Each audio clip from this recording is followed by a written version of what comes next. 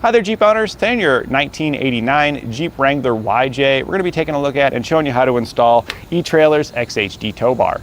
And this is what our etrailer XHD Tow Bar looks like. We can see here that it does have a tiltable head with an adjustment on it for drop and rise.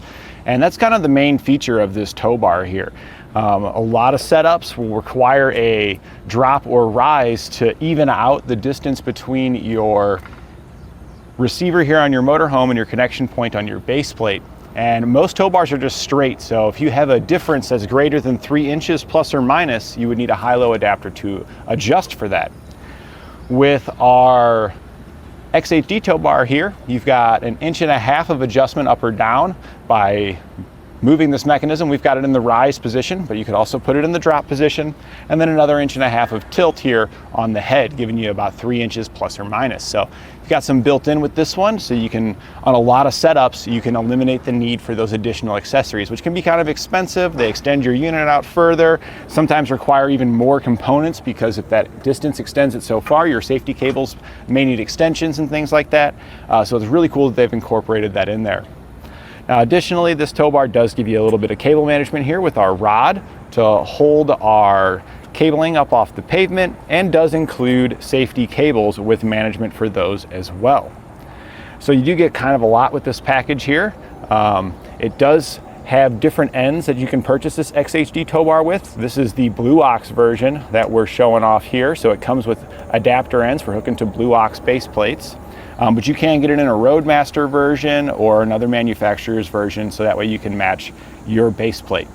Your tow bar is your connection between your motorhome and your vehicle. This one here has self-aligning locking arms, so as you pull forward, the arms do stretch out, lock into place, and make the vehicle track straight behind you. They have non-binding release levers here. So when you press on the release lever, as the arm is locked out, it makes it kind of difficult to remove the pin in certain situations where if you're not perfectly straight, things like that.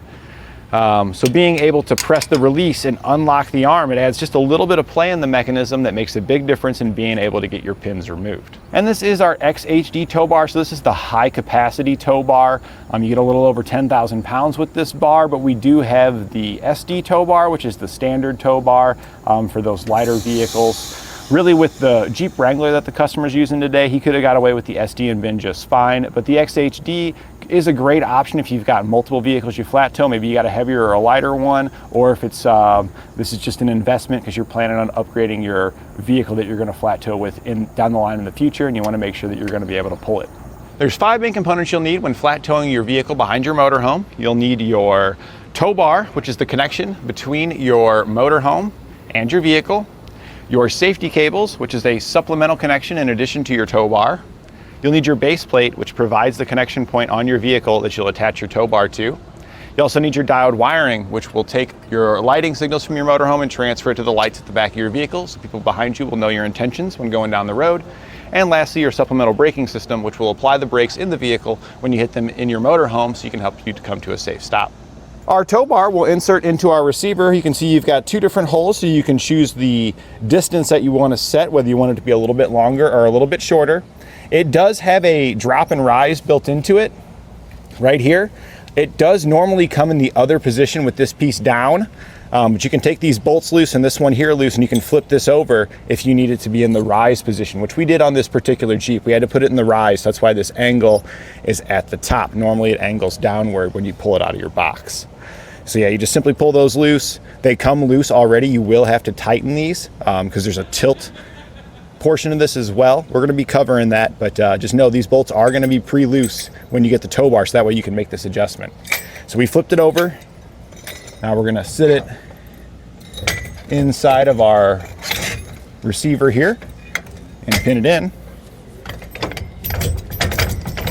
After you've got it slid in, we're going to take the included pin and clip, slide that on through, and clip it into place.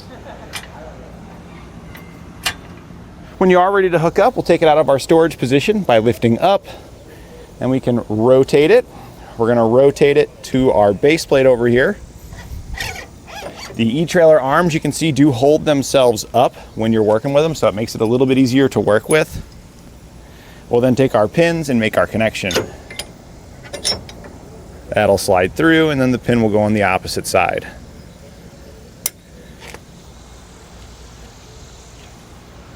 We'll then do the same thing with our other arm.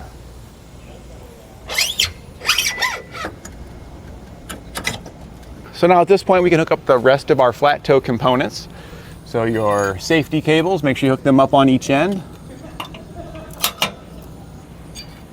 We're crossing the cables here on the motorhome side. So you can see the driver's side arm is here, passenger side arm is there. That'll create a cradle in the event of a disconnect, which will keep our receiver here from digging into the pavement. The other end will hook to our base plate's safety cable attachment point.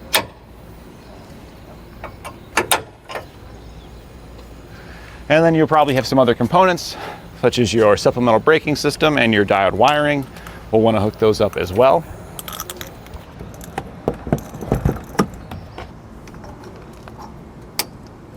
And if you're using a coily cable like this, that's what this arm here is for. So you can go ahead and pull the pin out, slide a few of the links onto your tow bar and pin it back in.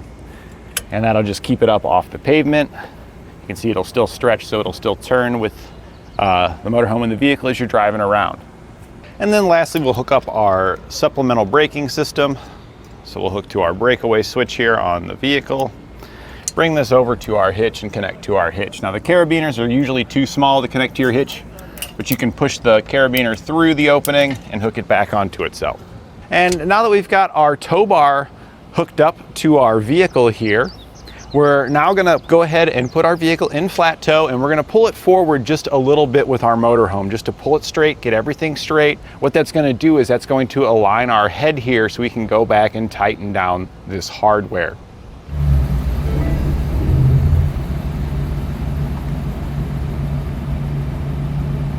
Now that we've pulled it forward, it straightens out our head and we can tighten it down. We're gonna use a 3/4 socket for the smaller bolts.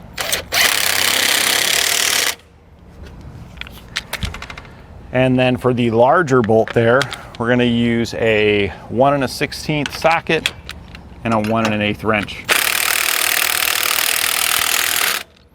And then we'll torque our hardware to the specifications outlined in our instructions.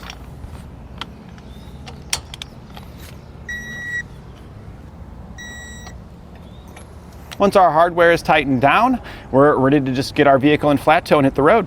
And that completes our installation of etrailer's XHD Tow Bar on our 1989 Jeep Wrangler YJ.